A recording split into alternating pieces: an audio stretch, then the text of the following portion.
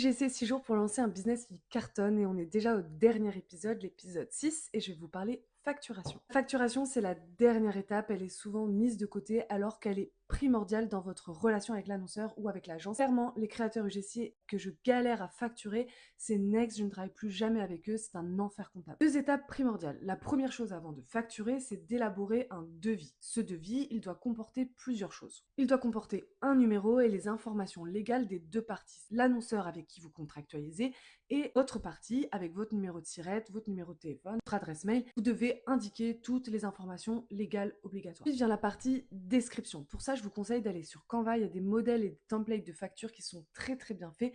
Prenez ces modèles-là. Une fois que le devis est signé et que votre prestation est réalisée, vous le transformez en facture. Ça fonctionne très très bien. Lorsque vous êtes auto-entrepreneur, la plupart des créateurs UGC sont auto-entrepreneurs. Votre montant hors taxe égale votre montant TTC. Vous n'avez pas de TVA à appliquer. Si vous êtes dans ce cas, il y a une mention obligatoire à faire apparaître sur votre devis. Je vous la mets juste ici et ça doit vraiment montrer que vous êtes auto-entrepreneur et donc que vous ne collectez pas la TVA. N'oubliez pas de détailler votre description, c'est très important de mettre un cadre parce que c'est lui qui va faire foi si jamais vous avez un litige avec votre annonceur. Enfin, en dernier, n'oubliez pas d'ajouter les termes et conditions de paiement et surtout de mettre votre RIB ou votre IBAN, tout simplement parce que la compta, lorsqu'elle reçoit votre facture, c'est très simple pour elle, il y a le RIB juste en dessous, elle a tout dans un même document et ça facilite le paiement. Mon conseil, c'est de ne jamais commencer une collaboration si vous n'avez pas un devis signé ou un OK écrit par mail parce que vous pouvez vous faire avoir sur le paiement autrement. La partie facturation, c'est la plus complexe, n'hésitez pas si vous avez des questions car c'est vraiment primordial